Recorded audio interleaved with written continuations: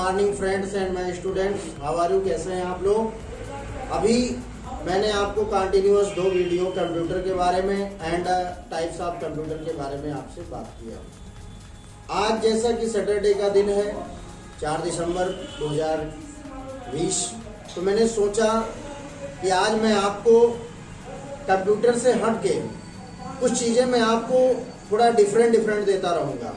इसमें क्या होगा, आपकी नॉलेज बढ़ेंगे, आपकी जानकारियाँ बढ़ेंगी।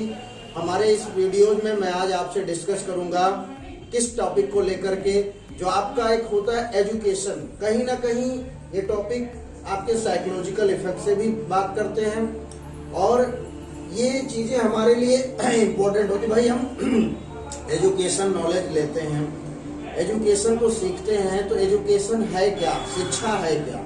अगर हम पढ़ते हैं, हमारे लिए एक टॉपिक बनता है कि हम शिक्षा ग्रहण करते हैं तो क्या होता है शिक्षा में। आइए मैं बात करता हूँ कि शिक्षा है क्या, शिक्षा की कंडीशन क्या होती है। मैंने लिखा है व्हाट्स एजुकेशन। एक प्रश्न मैं आपके सामने लिख रहा हूँ कि शिक्षा क्या है। क्या लिखा है मैंने? शिक्षा क्या है। मैं फिर से लिख देता हूँ आपको, व्हाट्स एजुकेशन। क्या लिखा है मैंने? एजुकेशन। उसके बाद में मैंने देखिए लिखा है एजुकेशन। क्या लिखा है मैंने? एजुकेशन। आपके सामने लिखा हुआ है। कहते हैं एजुकेशन शब्द जो है वो हमारे लैटिन भाषा, क्या अब आप जानते हैं कि लैटिन भाषा कहां से आई, कैसे आई? मैं आपको बता दूं, लैटिन भाषा ग्रीक एथेंस कंट्री की, कहां की? ग्रीक एथेंस, प्रेजेंट टाइम में यूनानी देश से आई ये भाषा। और आप जानते हैं मैक्सिमम जितने भी सब्जेक्ट आप पढ़ते हैं कहीं ना कहीं वो लैटिन भाषा की लैंग्वेज से मिलकर बना हुआ है। इसी प्रकार अगर मैं एजुकेशन की बात करता हूं तो ये एजुकेशन शब्द हमारा लैटिन भाषा के एजुकेटम शब्द से जुड़ा हुआ है। किससे जुड़ा हुआ है?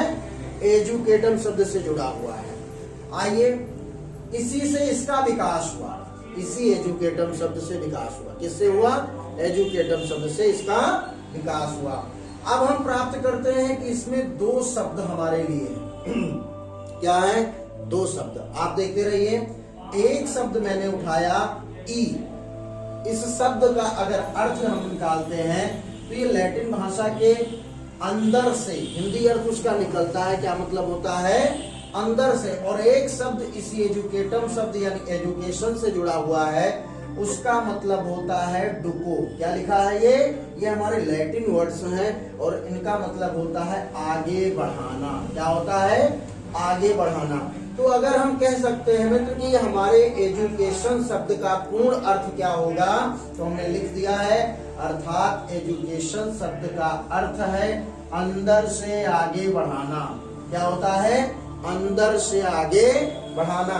अर्थात हमारे साइकोलॉजिस्ट, हमारे मनोविज्ञान, हमारे एजुकेशनिस्ट, हमारे शिक्षाविद ने कुछ चीजें बताई। उन्होंने बताया कि कहीं ना कहीं जन्मजात शक्ति को बाहर अभिव्यक्त करना शिक्षा है। अगर आपसे कोई शिक्षा की परिभाषा पूछता है तो आप बता सकते हैं कि हमारी जो अपनी जन्मजात यानी जब से हम बाहर होते हैं, शुरुआत से जब हम शून्य समय से होते हैं, हम पैदा होते हैं और जब तक हमारी शिक्षा चलती रहती है, यानी हमारा जीवन पर्यंत जब तक चलता रहता है, कहीं ना कहीं हम जन्मजात शक्ति को अपने बाहर की अभिव्यक्ति, अब बाहर की अभिव्यक्ति मतलब जो हमारे लौकिक, ठीक है, आचार विचार, सामाजिक अवधारणाएं होती हैं, उनमें हम शामिल होते हैं तो हमारी क्या होती है? शिक्षा ही होती है, बाकी कोई चीज नहीं होती है। आप जानते हैं भगवत गीता में एक श्लोक कहा गया है, भगवान श्री कृष्ण ने अर्जुन से एक श्लोक कहा था शिक्षा के बारे में। उन्होंने कहा था कि शिक्षा को कैसे प्राप्त किया जा सकता है, शिक्षा होती क्या है। आइए मैं वो श्लोक आपके सामने दिखाता हूँ। आप देखिए, मैंने लिखा है कि राग द्वेष, एक एक शब्द को आप समझते चलिएगा। राग द्वेष विमुक्तैस्तु, राग द्वेष विमुक्तैस्तु विषय निद्राश्चारण। इनमें शब्दों का आपस में एकीकरण कर दिया गया है। लिखा है विषया निद्रा ऐश्चरण। और दूसरी लाइन हमारे श्लोक की कहती है आत्मा वैश्यो विधिर आत्मा। क्या लिखा है? आत्मा वैश्वर विधिर आत्मा प्रसादम दिगच्छति। भगवान श्री कृष्ण कहते हैं राग द्वेष विमुक्तस्ते विषया निद्राश्चरन् आत्म वैसर्दिश आत्मा प्रसादम दिगच्छति।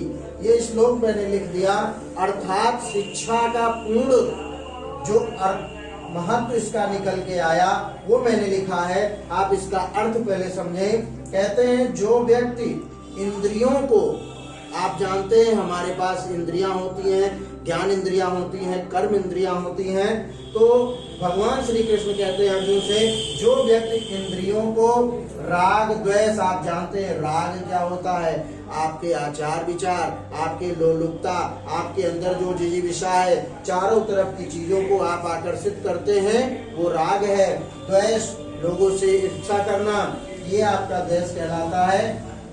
भगवान श्री कृष्ण कहते हैं जो व्यक्ति इंद्रियों को राग द्वेष से रहित होकर, रहित मतलब होता है उसे दूर हट करके अपने वश में लाकर आत्म विजयी हो जाता है, वो इंद्रियों के द्वारा विषयों का प्रयोग करते हुए भी संतोष का प्राप्त करते हैं।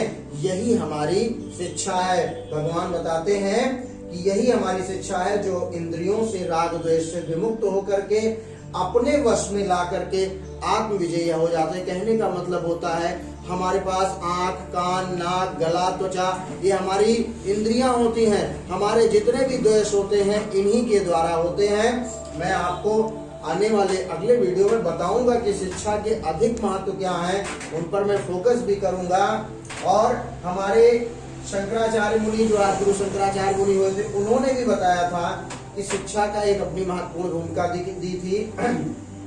बहुत सारे हमारे साइकोलॉजिस्ट एंड हमारे एजुकेशनिस्ट हुए जिन्होंने शिक्षा के बारे में विभिन्न प्रकार की बातें बताई, लेकिन आदि गुरु शंकराचार्य हमारे बताते हैं कि सा विद्याया विमुक्तये, क्या लिखा है, सा विद्याया विमुक्तये, अर्थात शिक्षा वह है जो मुक्ति दिलाए। अगर हम शिक्षा ग्रहण करते हैं तो कहीं ना कहीं हमें मुक्ति का मार्ग मिलता है। मैं आपको बताऊंगा मुक्ति के बारे में भी और निरुक्ति के बारे में भी, शिक्षा की पूर्ण विषयात्मक भूमिका के बारे में बताऊंगा। अब मैं आपको अगले आने वाले अपने नेक्स्ट वीडियो में साइकोलॉजिस्ट यानी मनोविज्ञान क्या होता है उसके बारे में बताऊंगा। तो इसके लिए मैं आपको आज के लिए वीडियोस के लिए धन्यवाद करता हूं। हमारे अगले वीडियो को आप देखिएगा। So well, thanks, good morning.